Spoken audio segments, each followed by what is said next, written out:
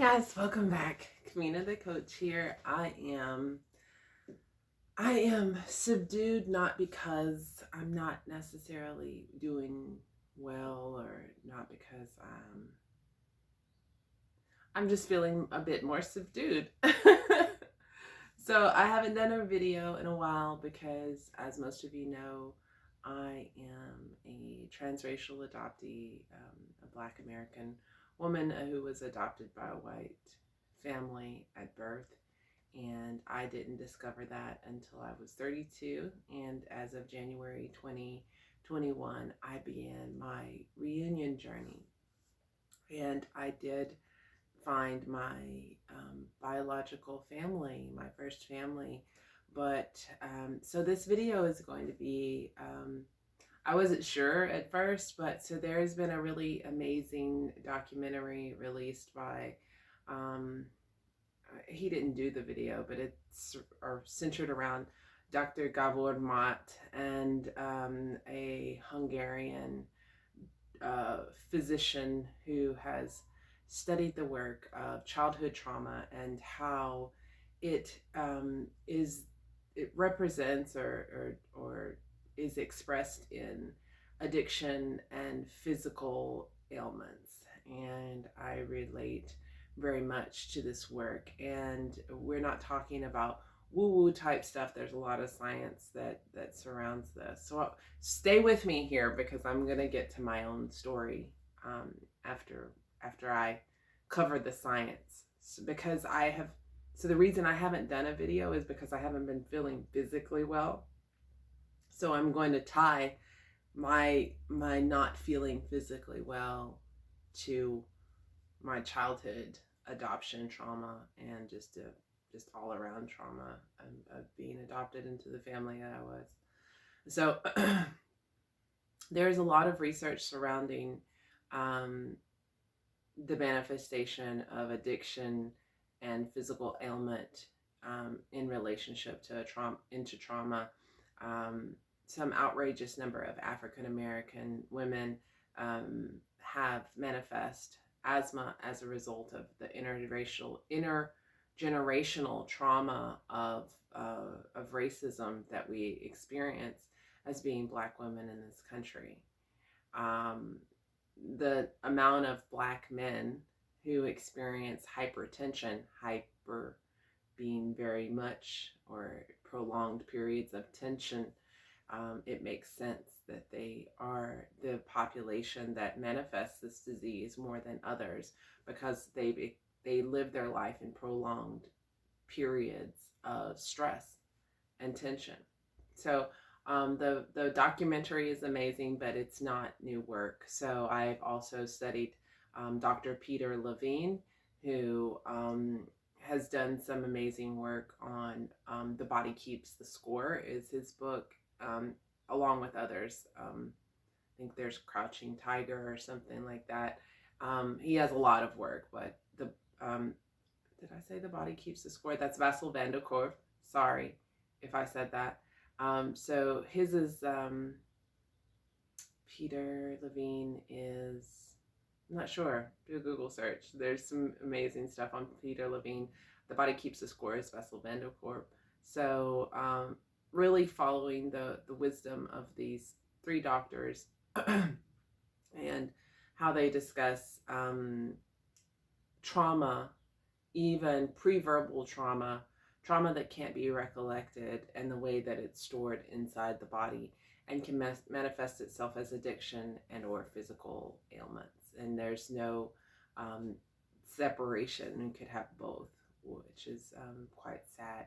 And I guess I look forward to the day when medicine catches up with these doctors, because Peter Levine started studying this before we even had a diagnosis of PTSD.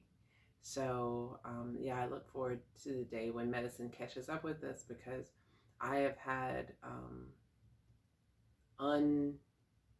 undescribable stomach issues from about 14, and that was about the time that my life really started to unravel, 13 or 14. And I guess really just stomach issues for as long as I can remember. Um, I have a disease called solitary rectal ulcer syndrome. Um, so I have an ulcer that's probably about 5 inches long or so inside of my colon, my rectum, that is almost constantly bleeding. It's gotten much better as I've attended to my emotions a bit more. But in addition to the ulcer, um, I just never feel quite right in my stomach. And when I go really, really healthy, I did a video before about everything isn't for everyone. So when I go really, really healthy, when I've tried to go vegetarian or raw, my colon acts really, really violently, reacts really violently to that. And the physicians don't really understand why that is. I drink lots of water and I exercise regularly. We just can't ever figure out what it is. And I'm positive, especially after this. So the documentary is called The Wisdom of Trauma, and again, centered around Dr. Gabor Mott. And it's just, yeah. So why here recently do I feel like I have been experiencing more so the physical trauma, the physical pain that I've been experiencing here recently? I've never had allergies in my life. Um, I've never had an allergic reaction. So I'm in South Carolina for the first time in almost 10 years, and pollen season has never been a problem for me. So until I moved to Arizona with my life partner, I am here working in a warehouse, and it started off in one ear and then migrated to the other ear, and I thought I had an ear infection. And what had happened was my glands had swollen up so much from the pollen that they were pressing on my ear canals, causing the ear pain. Then my sinuses started swelling up and causing extreme pressure and pain. It was an unreal experience and very terrifying.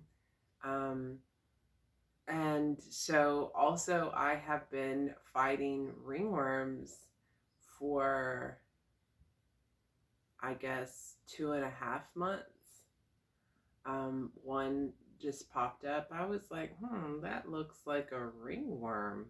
It didn't itch or anything, but it was quite big. It was about that big. And began to travel all over my trunk, my arms, here, and here. All it was really, really. It's been really crazy.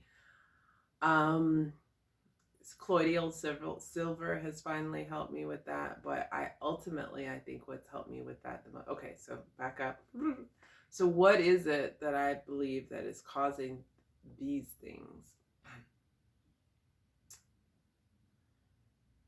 When you're shown reunion on TV and on these videos, I think all you see is the bubblegum part of it, the movie ready part of it. There's no real discussion about what's going on in the inside as you try to meld your life with the life of a bunch of strangers, ultimately. It's really hard for my partner to understand this because he is a family guy and he loves his family very much, and he's just reconnecting with his brothers and sisters, and he has a hard time understanding why one of his sisters is kind of standoffish with him. And it was interesting when I pointed out to him that she's your sister, but ultimately she's a stranger. And he was like, it's really hard for me to hear sister and stranger in the same sentence. And I think that um, that people miss that when we discuss reunion. I think that people miss that part. Like, yes, this is your biological, your blood. You share blood with these people, but at the end of the day, and I'm 42. At the end of the day, you're ultimately strangers. These people are strangers. So while I have really appreciated the welcome that my blood sister gave me, she welcomed me warmly with open arms.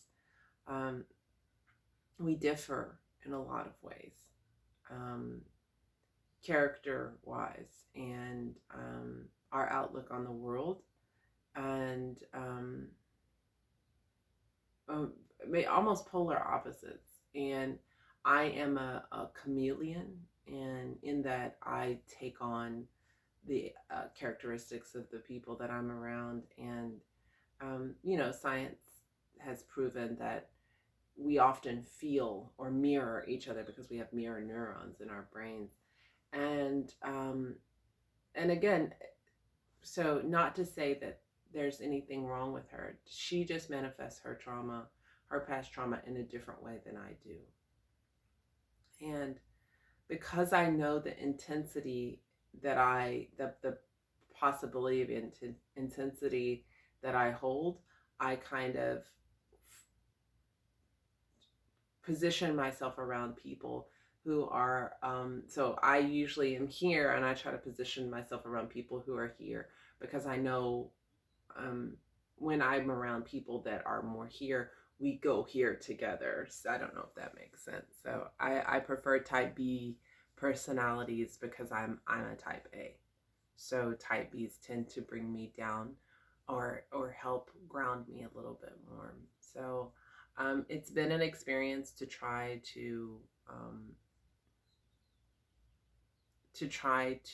have a relationship with a stranger, ultimately, with whom I'm very different, and again, share different values. And I also have an aunt who I had spoken with first. She was the first person in the family that I had spoken with on my father's side, and found out that she told me a lot of things that didn't pan out. I don't want to say lie. I don't know the positioning in her brain when she said what she said. However, I just know that a lot of things that she told me did not, once I found out what the true story was, didn't turn out to be the same as what she told me. And she ended up kind of forcing me to, and so just that fact in of itself, so I've done another video on don't lie to adoptees. Like, it's a very serious thing for us, because our whole lives have kind of been centered on lie and betrayal. So just and when I did that video, I had recently found out about those discrepancies and the things that she had told me. And she ended up kind of backing me into a corner, and kind of forcing my hand to tell her why I hadn't been talking to her. So dealing with these things, like, and I also had an uncle, my father's brother, who, but two of them met me. One met me with great disdain, and one met me with kind of flippance, because I came to him unannounced at the behest of the aunt. And both experiences caused me deep distress. The one uncle was very dismissive.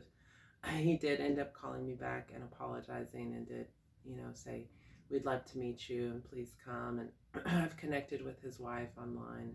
They're awesome. They're very nice. But I connected with another brother because I'd like to add to the family tree. What he doesn't understand is I already have a huge family tree, because I had a genealogist working with me.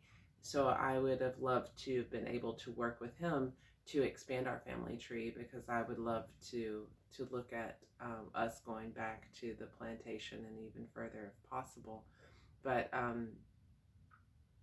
possibly, again, because of his own trauma and because of his own past, he met me with a great deal of dismissiveness and disdain.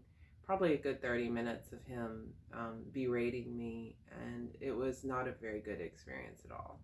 I cried for a long time afterwards, and I have since backed off from that family a great deal. It was a really, really horrible experience. Thinking about it now,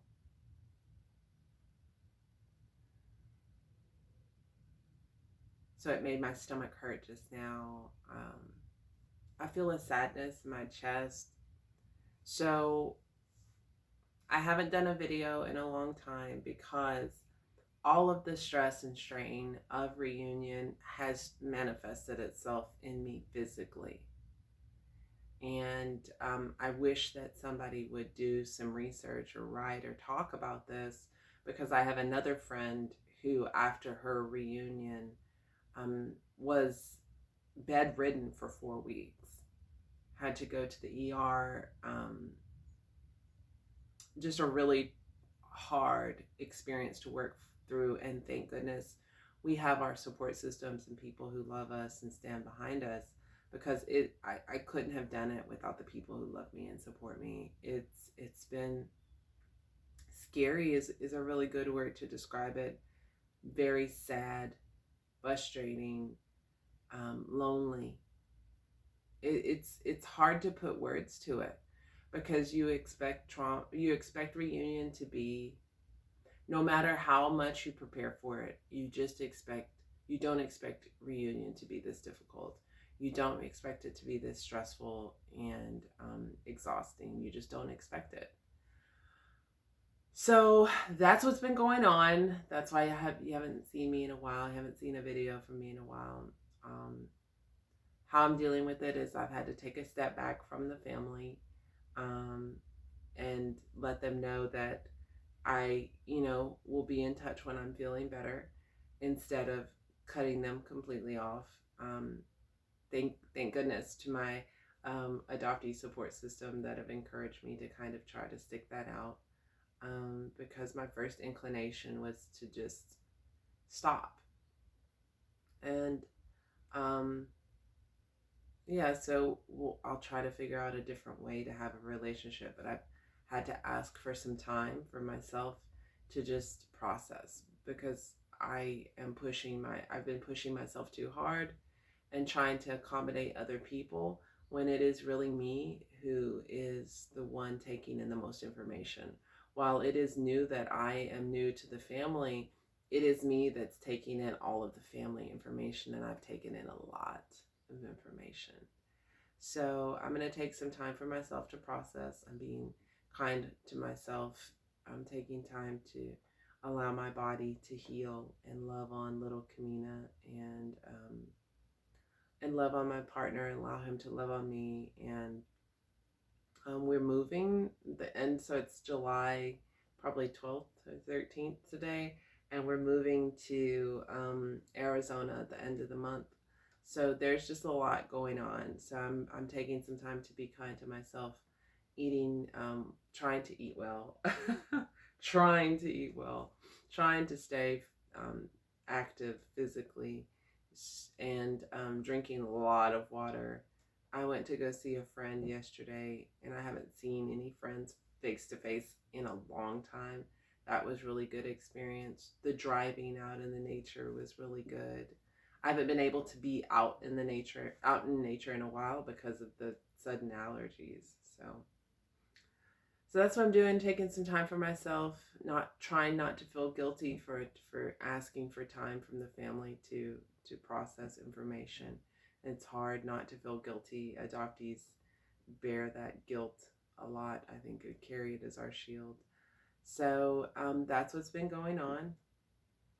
There's a lot of science behind it. Again, the three authors / doctors, researchers that I spoke about are Gabor Mott, Bessel van der Kolk, and Peter Levine. If you're looking for specifically, Peter Levine will give you some amazing somatic experiencing techniques. But at the end of it, I really believe that you need people, and that's a big tenet of Peter Levine. Having experienced trauma with having no one there to catch you or no one to hold you is a big part of why we hold trauma. So you should not be trying to do this work by yourself. You can study by yourself, but to move through it, we need people. Isolation is the silent killer. So this is Kamina the coach. Until next time, sending you a love, light, peace, and joy. And we'll see you next time. Peace.